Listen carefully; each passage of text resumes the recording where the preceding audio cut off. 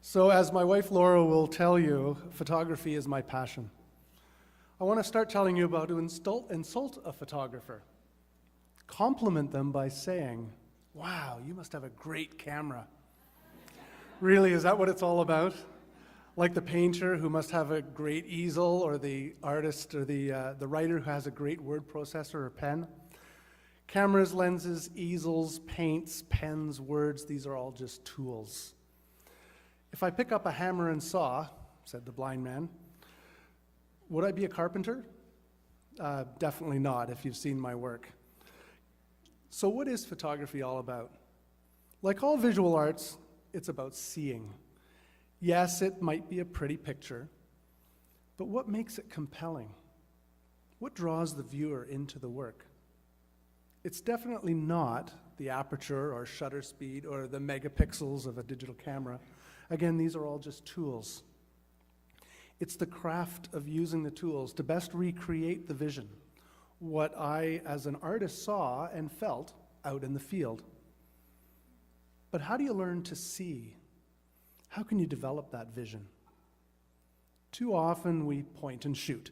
Then we look at our photos sometime later and we wonder, why did I take that? We learn to see by looking and looking again. Stop and ask yourself, what caught my eye? What is it about what I see that's causing me to stop and take a picture? But seeing is only part of it. It's the feeling that comes from the seeing that a photographer must recreate in this two-dimensional facsimile. Forget the subject for a moment. Distill the scene down to its most basic elements: color, contrast, shapes, textures, mood, lighting. It may be a scene you see every day, but what compelled you to stop today? What is it saying to you? What feelings from inside are being brought out by what you see? How can you best express them? What do you see when you look at another person? Do you see their starched shirt and tie, or their threadbare pants and grubby hands?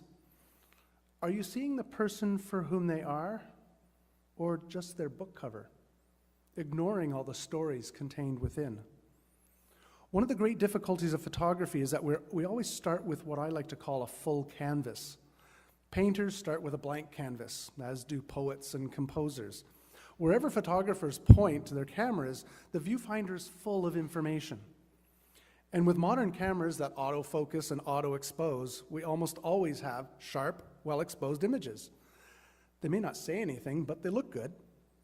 In photography, we must make a conscious effort to remove elements from the frame, peeling back the layers of distractions until we're left with the kernel of truth. And we must do this in real time, as the light is changing. This is where the confusion over photography arises. Anyone with a camera can take a picture, and we all do it to the tune of billions each year.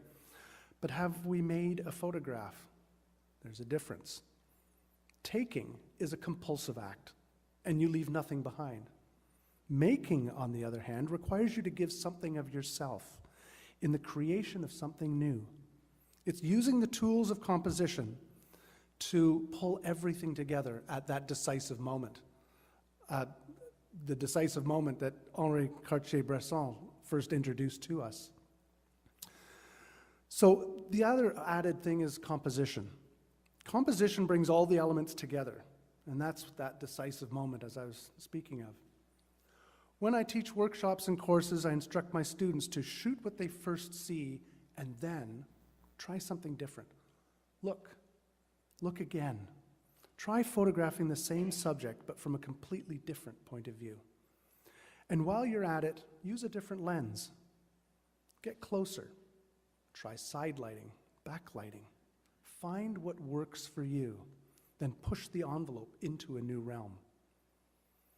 Seeing is consciously looking and looking again. It's the very basis of photography, but it's also a great way to live your life. Thank you very much.